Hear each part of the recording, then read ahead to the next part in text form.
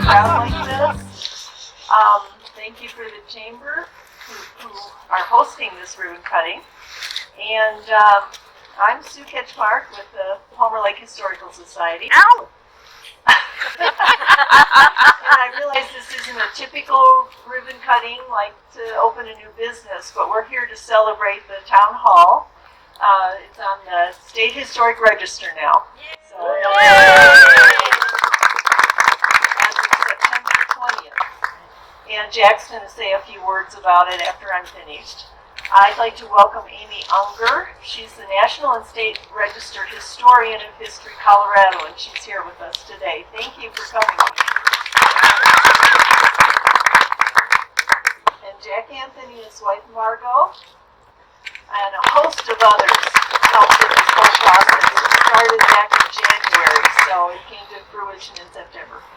Our town hall, built in 1914, has always been a true community center, hosting a myriad of activities. We have town council meetings, traffic court, weddings, baby showers, memorial service, the annual chili supper to benefit our volunteer fire department, which is going to be on November 30th this year, are only some of the events held here. Of course, the Historical Society on the third Thursday of the month has a monthly meeting, historical program.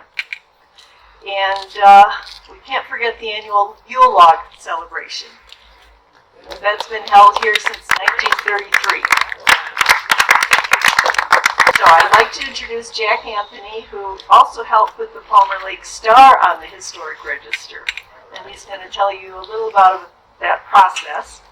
And afterwards, we'd like you to come in. First, there will be a picture, photo op, and then come into this town hall to take a look at it and have some cookies with us. Thank you very much. Yeah. Wow, what a wonderful turnout. This is really exciting. I was worried only like 4 people. So the chamber means so much to us here. What I want to do is just take a few minutes to go over some of the superheroes who helped make the nomination work, and just talk about the process, because History Colorado is awesome, and we're so lucky. We're so lucky to have Amy here. So the journey started in January of this year, and there's 2 people that caused it.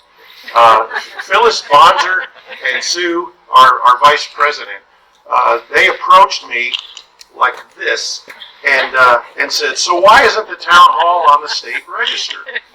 And I said, "Well, I guess we ought to figure this out." And our journey started. It was really exciting. The first step we had to do was prepare a two-page information sheet and send it up to Amy and her colleague Erica Warzel. And they said, "Hey, you know what? This is going to work. In fact, we think you meet 2 criteria of the 5. And so we're going to talk about that. So let's start with the thank yous. History Colorado. You've met Amy. There was a person helping us named Erica Warzel. She came here in May 2019 and did a first-hand look at the town hall, question and answers, visited our museum, and even had lunch with us here.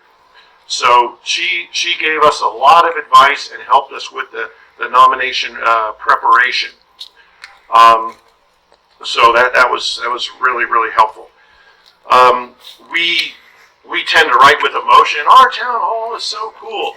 Well, we had to have some rigorous history language in there too. So Erica and Amy were very helpful in taking my crazy writing and make it make sense to the board. Fun with fact-finding. We had a ball researching this place.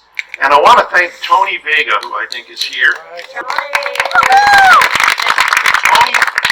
Tony took us on an adventure into the vault. And it is there that Sue, Tom, and Dolores Baker and I were able to read the handwritten town hall meeting minutes in which they decided to build this place. It was just awesome to do that. History came alive.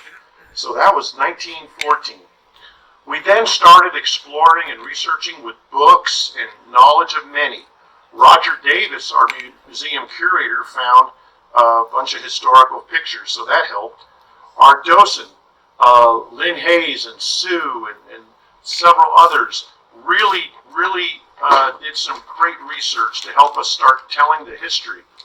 Dan and Hovey Edwards, Jim Sawatsky helped us, and even former Mayor Nikki McDonald jumped in and said, I want to help, and she revealed for us through her research some very wonderful information.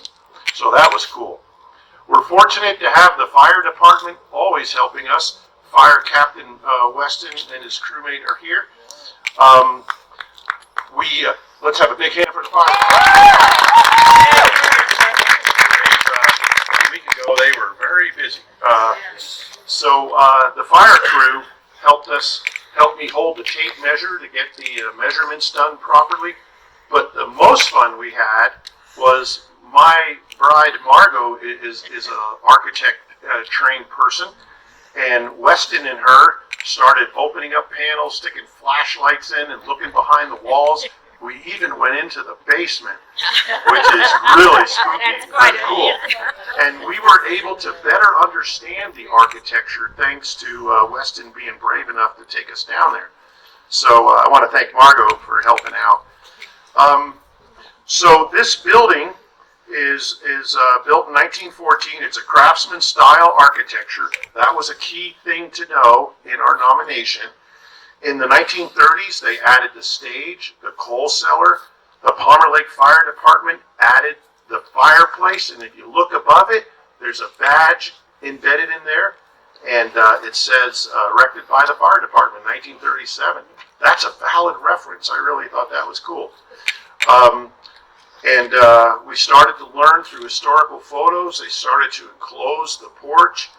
So the two criteria we met were property is associated with events that have made significant contribution in history, and that, my friends, is the Yule log celebration and all the other cool things that happen in this building. The other criteria we met was the property has distinctive characteristics of type, period, and method of construction. And so that was the craftsman style. So this hall has had a wonderful past. In March of this year, during that bomb cyclone storm, this was a shelter to help people make it through the night. And so that was really special of our community to do that. I want to conclude by highlighting something that was stated at the board. The board is a bunch of historians asking a lot of questions, and it's really a high standard to make it onto the state register. Well, our turn came. We were number 8. I was a nervous wreck, but Margot was keeping me calm, and Amy just winked and said it's going to go okay.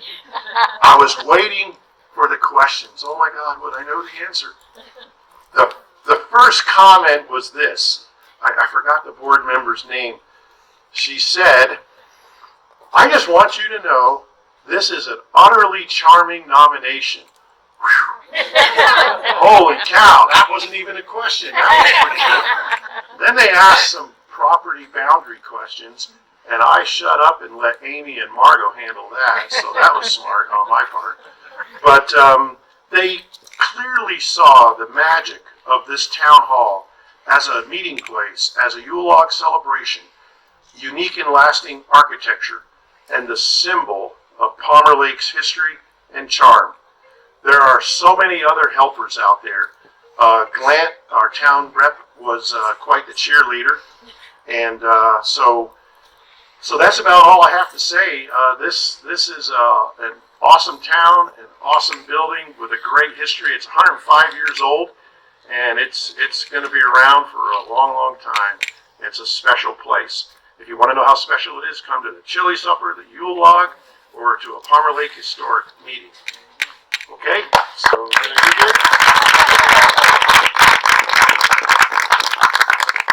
So interesting. I am Terry Hayes with the Tri-Lakes Chamber of Commerce. I would like to recognize our elected officials that are here today.